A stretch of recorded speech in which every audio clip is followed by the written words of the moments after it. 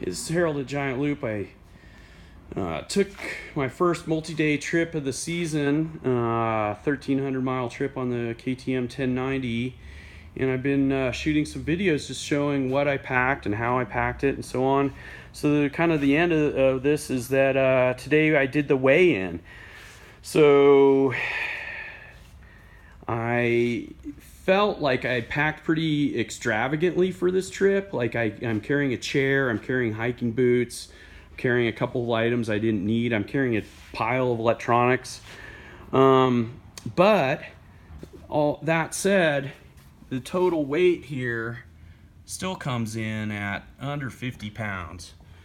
So I've got my two round the world pannier dry pods here. These are the waterproof interliners that go in the round the world panniers. So I've got 16 and change in one side, 18 and change in the other. I've got my tool roll, which weighs in at a little over 4 pounds, almost 4.5 pounds. That fit inside a Possibles pouch mounted to the engine guard. All my electronics were packed in the Klamath tail rack pack. This is the dry pod that comes with that.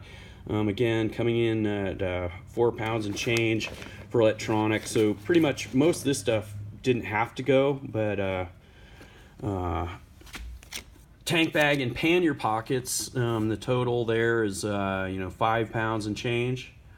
So go light, go fast, go far. Less is more. I struggle to imagine needing to carry much more gear than this, even to be out for weeks at a time. Packing lighter just makes the bike more fun to ride, and that's our philosophy. Go light, go fast, go far.